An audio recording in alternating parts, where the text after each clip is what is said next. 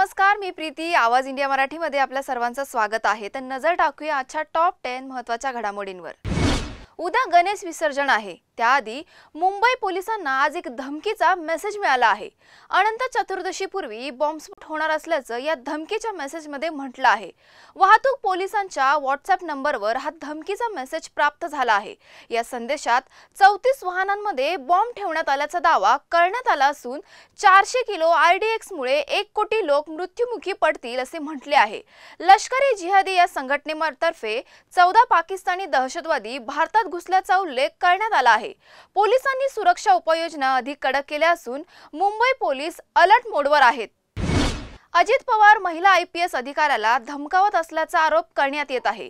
या प्रकरणावरून शिवसेना ठाकरे गटाचे खासदार संजय राऊत यांनी उपमुख्यमंत्री अजित पवार यांच्यावर टीका करत संजय राऊत म्हणाले की तुम्ही एका IPS अधिकाऱ्याला दम देत आहात. महाराष्ट्राच्या उत्तम प्रशासनाला तुम्ही भ्रष्टाचाराची कीड लावत आहात. राज्याच्या मंत्र्यांना लाज वाटली पाहिजे. तुम्ही हे कोणासाठी करत आहात? दोन्ही उपमुख्यमंत्र्यांनी अर्धा महाराष्ट्र लुटला आहे. आता उरलेला महाराष्ट्र त्यांच्या हस्तकांनी लुटावा म्हणून ते प्रशासनावर दबाव आणत आहेत, अशी टीका संजय राऊत यांनी केली आहे. मुंबई मनपामध्ये आमचाच भगवा फडकणार आणि आमचाच महापौर BMC मध्ये बसणार हे मी शिंदेंना सुद्धा सांगतो आणि त्या भाजपच्या दिल्लीतल्या नेत्यांना पण सांगतो, अशा शब्दात शिवसेना खासदार संजय राऊत यांनी केंद्रीय गृहमंत्री अमित शहांवर निशाणा साधला आहे.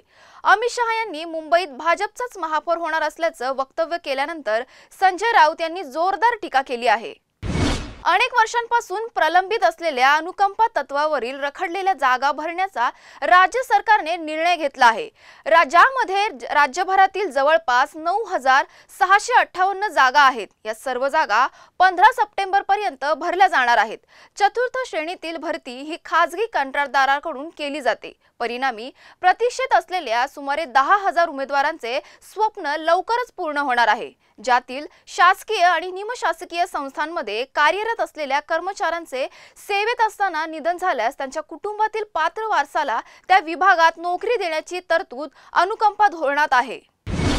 जोगेश्वरी विक्रोळी लिंक रोडवर पवई IIT जवळ एक भीषण अपघातात बेस्ट बसने 2 तरुणांना चिरडल्याची गंभीर घटना समोर आली असून या घटनेमध्ये एका तरुणाचा मृत्यू झाला असून दुसरा तरुण गंभीररित्या जखमी झाला आहे. मृत झालेल्या व्यक्तीचे नाव देवांश पटेल आहे तर जखमी युवकाचे नाव स्वप्नील विश्वकर्मा आहे. स्वप्नील याला तातडीने जवळच्या रुग्णालयात दाखल करण्यात आले असून त्याच्यावर उपचार सुरू आहेत. दोन्ही तरुण लालबागच्या राजाचे दर्शन घेऊन परतत असताना अपघात झाल्याची माहिती समोर येत आहे. काशीमीरा डान्स बारवर पोलिसांनी कारवाई करत 5 बारबालांची सुटका केली आहे. याशिवाय बारमध्ये काम करणाऱ्या एकूण 12 बारबालांचीही पोलिसांनी मुक्तता केली आहे. बार मालक, मॅनेजर, वेटर यांच्यासह एकूण 21 जणांवर गुन्हा दाखल करून त्यांना अटक करण्यात आली आहे.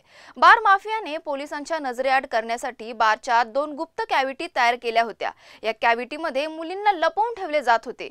या कारवाईमुळे संपूर्ण परिसरात खळबळ उडाली आहे. पोलिसांनी अवैध बार माफियांवर कठोर कारवाईचा इशारा दिला आहे. देशातील काही भागांमध्ये पावसाने हाहाकार माजवलाय. पंजाब, दिल्ली आणि हरियाणामध्ये मोठ्या प्रमाणात पाऊस हा पडताना दिसतोय. आज कोकण, उत्तर महाराष्ट्र आणि घाटमाथा परिसरात पाऊस होण्याची शक्यता आहे. या भागात ऑरेंज अलर्ट जारी केला आहे. यासोबतच मराठवाड्यातील काही भागांमध्ये येलो अलर्ट दिसला असून विजांच्या कडकडाटासह पावसाची शक्यता आहे. नाशिकमध्ये गोदावरी नदीची पाणी पातळीत वाढ झाल्यामुळे दुटोंड्या मारुती मंदिरापाशी पाण्याची पातळी आता गुडघ्यापर्यंत पोहोचली आहे. पंजाब, हरियाणा, दिल्ली, जम्मू काश्मीर या भागात मोठ्या प्रमाणात पाऊस पडत असून अनेक भागांमध्ये पूरस्थिती निर्माण झाली आहे. राज्यात सुरू असलेल्या सततच्या पावसामुळे अनेक धरणे भरून वाहत आहेत. भारतीय क्रिकेट संघाचा माजी खेळाडू शिखर धवन गुरुवारी ऑनलाईन बॅटिंग ॲपच्या प्रमोशन प्रकरणात चौकशीसाठी ईडी समोर हजर झाला. धवन दिल्लीतील ईडी मुख्यालयात चौकशीसाठी पोहोचला.